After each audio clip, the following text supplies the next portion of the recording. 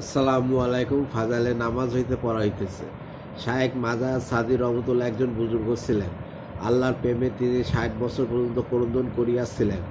এক রাতে তিনি স্বপ্নে দেখেন যে একটি নহর বিশুদ্ধ মেষকে ভর্তি, উহার তীরে মতির বৃক্ষে স্বর্ণের শাখা পোশাখা দুলিতেছে, তথায় কয়েকটি বালিকা উচ্চস্বরে আল্লাহর তাসবিহ পাঠ করিতেছে।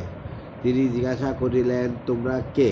উত্তরে তাহারা দুইটি কবিতা পাঠ করিল, যার ব্যাখ্যা এইরূপ: আমাদেরকে মানুষের মাহবুদ ও মুহাম্মদ সাল্লাল্লাহু আলাইহি সাল্লামের পরওয়ারদিগার ওইসব লোকের জন্য পয়দা করিয়াছেন যারা রাত্রিবেলায় আপন প্রভুর সামনে দণ্ডবান থাকে ও আল্লাহর দরবারে মুনাজাত করে।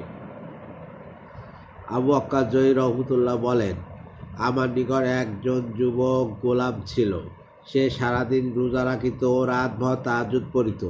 সে একদিন আমার নিকট আসিয়া বলিল, ঘটনাচক্রে আজ রাতে আমি ঘুমিয়া পড়িয়াছিলাম। স্বপ্নে দেখিলাম মেহরাবের দেয়াল ফাটিয়া গেল ও উহার মধ্য হইতে অনিন্দ সুন্দরী কয়েকটি মেয়ে বাহির হইয়া আসিল। তার মধ্যে একজন নিতান্ত কুৎসিত ছিল। আমি তাদেরকে জিজ্ঞাসা করিলাম, তোমরা কে এবং এই বৎসরত মেয়েটি বা কে? তারা বলিল, আমরা আপনার অতীত রাত্রি আর এই মেয়েটি অন্ধকার রাত্রি। আল্লাহ হাফেজ।